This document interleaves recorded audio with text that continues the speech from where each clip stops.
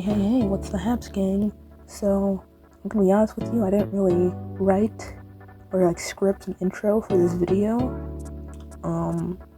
So I guess I'll just tell you what the video is gonna be about mainly, and you've read the title. I don't know if it's descriptive enough, I haven't even thought of a title for this video yet, but I'm basically just gonna be reviewing / summarizing / giving my 2 cents on some of the things that happened in the movie Memoir of a Snail. So if you're interested in that, or you're interested in the movie, but you don't want to commit to watching the full movie, you could watch this video instead, although I would hope that you do watch the movie, because it's really good. It's muy bien. It's chef's kiss. Okay, I'm just gonna start the video now. Okay, so the movie starts by introducing the main character, Gracie, and her twin brother, Gilbert. And I know we just started the video, but I just want to point out that statistically speaking, it's extremely improbable for identical twins to be born in different sexes. So, yep. Anyways, Gracie was born prematurely with a cleft lip and actually has a variety of other health conditions, none of which are explicitly mentioned besides her asthma. As she gets older, we learn a lot about her family's life. She lives with her father and brother in Australia, but her mother passed away during childbirth. We also discover that her father is actually a Frenchman who used to do street performances to fund his animation career before he was hit by a drunk driver and became a paraplegic. Obviously, her father being disabled and her mother being deceased meant that Gracie didn't grow up in the most wealthy household, but that didn't really bother her too much, as she was content with just helping out the homeless judge and reading her books with her brother Gilbert in their home. She also really likes snails. Did I mention that there are snails in this movie, by the way? You should make note of the homeless man I just mentioned, because he comes back later on in the movie. Now, this isn't to say that her childhood was peaches and cream, okay? Her father was an alcoholic and blew basically any extra cash he had on scratch tickets, and she and her brother would be bullied at school pretty often because of her scar and her cleft lip. Still, this is one of the better times in her life compared to the later parts of the movie. One afternoon, Gilbert and Grace are reading their favorite fanfiction when they hear a noise from their father, or more accurately, a lack of noise. Oh, she passed away? Oh. Their father passes away, and the siblings are ripped apart and sent to live in separate homes. Gilbert's sent to this apple cult farm type place, and his foster parents are really sucky. I mean, his whole family is pretty sucky, except for Ben. He's chill. Gilbert's forced to pray and basically do child labor for the religious apple farmers, and he's especially miserable while he's here. But he holds on to the hope that one day he can run across the desert and be reunited with his sister. Aww. Gracie, on the other hand, gets much luckier with her foster parents. They're 2 accountants who are also swears, but they're very loving and supportive of Gracie during her teenage years. They do their best to include her in the family and try to get her into playing netball, but she just doesn't fuck with it. Eventually, they kind of just pack up and leave to join a nudist colony, which, more power to them, but they do end up just abandoning Grace. And I didn't realize at the time, but she was actually still a teenager than when they left her, so less of a W for Norelle and Ian. Those are her foster parents' names, by the way. Fortunately, however, Grace isn't completely on her own, because she soon meets this baddie diva, yes, gaga queen named Pinky. Now, Pinky is this little old lady who I can best describe as the cool grandma nobody deserves, okay? She used to have mad game back in the day and got married twice. She also has a garden and a tin full of mad dough because she doesn't trust the bank, and to be honest, I don't blame her. Pinky becomes a very trusted and important person to Grace for the rest of the film. Back at the apple cult, Gilbert is still raging against the freaking machine, okay? Still beefing with the ancient nut dust, and he gets to his breaking point when he finds out that the money his adoptive father has been taking from him and his foster brothers is really just funding his alcohol addiction. And this is another side, and to be honest, it's not that important, but the apple cult people would basically pay Gilbert for his time working at the apple farm, but then they would just force him to give the money right back to them in the name of helping the good Lord or whatever the heck I don't understand why they did this, but why give them money in the first place if you're just gonna take it right back from them anyways? It doesn't make sense to me. But yeah, Gilbert and Ruth, that's his foster monster's name by the way, are beefing hard, and the alcohol thing pushes him to just give Ruth the bird by releasing her birds. See, Ruth had these budgies that she really loved, and Gilbert decided he would set them free, okay, set their hearts ablaze and set their church ablaze, and that's a spoiler, I shouldn't have said that. So in retaliation, Ruth does what any normal grown adult woman who's willingly adopted an orphan would do, and burns the last thing he has to remember his deceased mother by. Seems a bit extreme, in my opinion, but okay. Meanwhile, Gracie is still pretty unhappy with her life. I mean, sure, she has Pinky now, but she's still been separated from her brother, who, based off his letter, seems to be living a pretty shitty life at the apple cult farm. So Grace is sitting in bed feeling like poop when suddenly a hunk of a man named Ken moves into the house across from her and starts hollering at her, okay? They give each other the Google hard eyes, hit it off, and start dating. Now, Ken is a really nice, cool dude. He's not turned off by any of Grace's quirks or attributes, and he even buys her a smoothie machine so that he can make smoothies for her when he comes over for a date. And eventually, Ken proposes to Grace, and she says yes, and they start planning the wedding, and it seems like things are really looking up for Grace at this point. Like, sure, Gilbert isn't living with her. He's getting basically essentially tortured at the apple cult farm, but you know, she is planning to invite him to the wedding, and Ken actually sends Gilbert like $500, I think, so he can come over for the wedding. And on the day that Gilbert is supposed to arrive at their home, they instead receive a package from his foster family.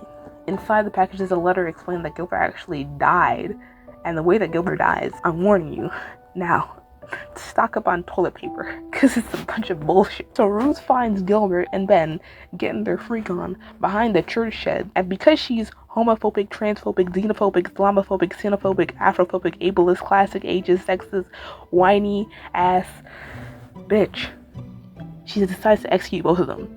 Yeah, she's like, okay, I'll just kill both of them. I'll just kill my biological son and this kid that I willingly adopted, because I don't like the way they're acting. So she gets her whole squad to hook up Gilbert and Ben to her rinky-dink backup generator and starts electrocuting them. She is electrocuting them. She is basically about to kill them. Like, she turns that shit up to like 500 volts at one point. I don't know how the fuck they survive, but whatever. Luckily, before she actually kills them, she realizes that murder is one crime she can't slither her way out of, at least not with all these witnesses around. So she lets them go.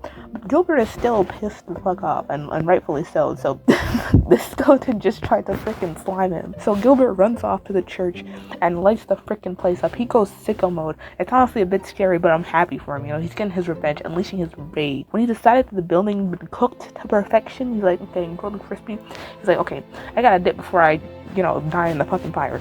So he runs towards the door, but Ruth is standing right in front of it and decides, what if I just closed the door? What if I just trapped him in the burning building? Help! He's escaping! The killer is escaping! Help me! So Grace is obviously torn up over this because she just lost her last living blood relative. Not only that, she just lost her brother, her best friend, and to make matters worse, she finds out that Ken is adipophilia. He's that, which is essentially a sexual attraction to overweight people. And she realizes that he's basically been fattening her up with all the smoothies and whatnot so that he can get off. He's putting the weight on so that he's putting weight on her so that he can get off himself. You know what I mean? So Grace calls off the wedding, cuts off Ken, and now the only person she really has left is Pinky. And Pinky's a real one, okay? She never leaves Grace's side all throughout her battle with depression. She even puts her on a diet so that she can lose all the weight that Ken had caused her to put on. And eventually, Grace gets better, she loses a lot of weight, and she starts to come to a much better mental state, you know? Pinky, though she might be a baddie bo-baddie, is also quite old, making her a granny-go-granny, and she develops dementia around the time that Grace starts to, you know, get over her depression, or not really get over her depression, but starts to get over her massive slump. This is like the lowest point of her life. So Pinky gets dementia, and it's really sad seeing her just kind of fumble around and try to figure out, just try to live her life like she used to. It's really sad. Again, please watch the movie, because I've already left out so much stuff so far. It's been 12 minutes, we're like halfway through the movie at this point, but please watch it. Eventually, Pinky does pass away, but not before leaving Grace with a dying message. Now, if you were paying attention earlier on in the video when I mentioned one of Pinky's hobbies, you might have immediately understood what exactly Pinky meant by the potatoes. And if you weren't paying attention, I'd have been blaming this video is kind of long and not that well produced, but it's okay, because we're actually back to the start of the movie. So I may have told a little bit of a half-truth at the beginning when I said that the movie starts with us being introduced to Grace and Gilbert, because it actually starts with us watching Pinky gasp in her final breaths of air. You see, so far the movie has really just been a retelling of Grace's life up to this point. It's kind of like that, hey, I'm Chad Chadster, and you're probably wondering how I got here trope. So Grace is sitting in Pinky's garden. She's finished her in the previous episode summary, and she's trying her damned hardest to figure out what Pinky meant by the potatoes. And from here, she has a freaking crash out. It's a dessert. It was more of a crash out and a permanent checkout than just a crash out. She tries to swallow snail poison, which I don't know why they have that. So she's about to swallow a fistful of snail poison when suddenly she sees one of her childhood snails climbing onto the potato sign in the garden. She's like, hey, maybe this is where Pinky kept those fat stacks of cash in that tin that she mentioned when she was still alive. So she starts digging through the soil until she finds the forbidden tin, and inside the tin is indeed a fat stack of cash, but there's also a letter written to Grace from Pinky, which I will not be telling you the contents of because it makes me kind of sad, and I also want you to watch this movie for yourself because, again, this video leaves out so much to be desired. At this point, Grace is in the worst spot she's ever been in. She's finally managed to put an end to her hoarding addiction, and she's lost the weight that Ken put on her, but she's still got a ways to go before she's truly healed. The last person she cared about just passed away. She found out the only romantic partner she ever had never really loved her, not to mention she just got a court hearing for stealing from a store a while back. I didn't mention this earlier, but Grace was actually a kleptomaniac before she and Ken broke up, and she said that the reason she started stealing things was to bring a bit of excitement to her life. But I feel like part of her also wanted to feel some sense of control in her life without having to confront another person, or even more drastically, her own issues in life. That's my 2 cents. That's my observation. I'm not good at analyzing media. My media literacy died along with everyone else's a long time ago. Anyways, Grace's court date arrives, and so far, it's not looking too good for her, okay? The judge is going on about honesty, good intentions, or something or other. I don't really know what it was he said, I don't remember. But he's kind of tearing into Grace. Like, it doesn't look like it's gonna go good for her. She looks like she's about to face a life sentence for stealing, like, a pack of gum. But this is when that homeless guy told you to keep in mind.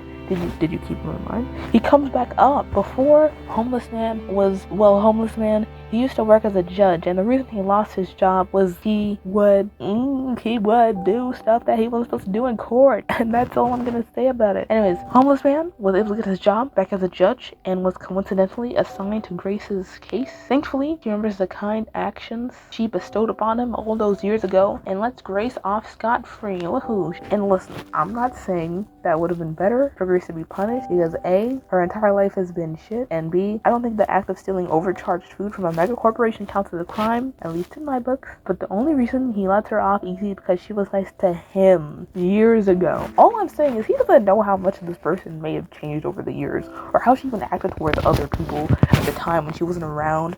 And I think there's something to be said about the justice system from this interaction, but I'm not educated enough to get into all of that. But regardless, her case is dismissed, and she actually starts working on becoming a film artist like she always wanted to be. So she finishes making her first film and presents it at a not-so-international film festival. But by the end of the screening, we get one of the most joyous reveals in film history. We find out that the legend, Gilbert, is actually a living freaking legend, bro. Yes, our boy is alive. He did some sort of Leon Kennedy backflip gymnastics to get out of that fire, and he survived. Let's go.